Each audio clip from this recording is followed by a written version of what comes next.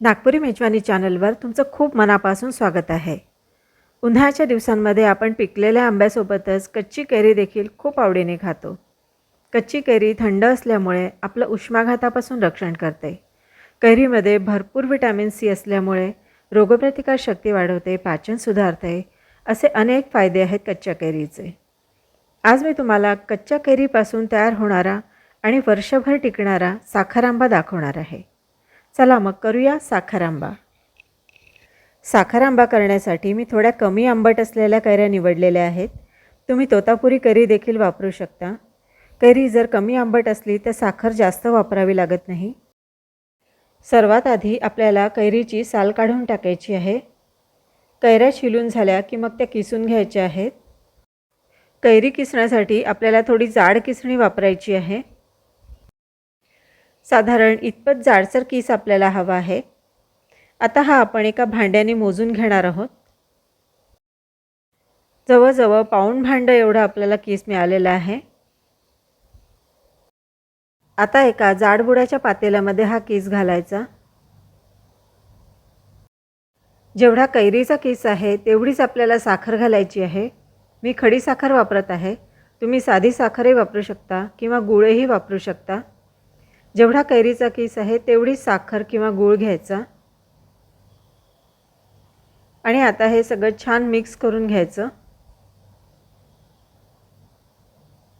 व्यवस्थित मिक्स करून झाल्यावर आता आपल्याला हे झाकून रात्रभर असंच मुरत ठेवायचं आहे. असं मुरत ठेवलं म्हणजे साखर आंबा खूप छान टेस्टी बनतो. रात्रभर मुरत ठेवल्याने आता याला छान असा रस्सा सुटलेला आहे. आपण कैरीचा किस अजिबात पिळला वगैरे नाही. कैरीचा किस पिळून घेतला तर त्यातलं व्हिटॅमिन सी कमी होतं, त्यामुळे अजिबात पिळायचं नाही. आता हे मिश्रण आपल्याला शिजवून घ्यायचं आहे.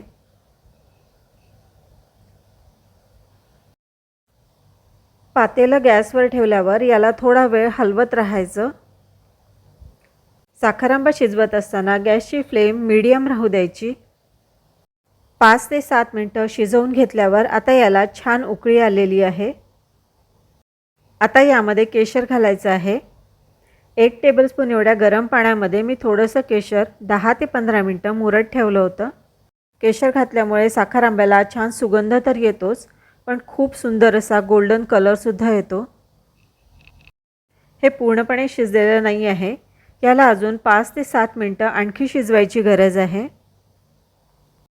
या मिश्रणातल्या पाकाला साधारण 1 तार येईपर्यंत आपल्याला हे शिजवून घ्यायचं आहे.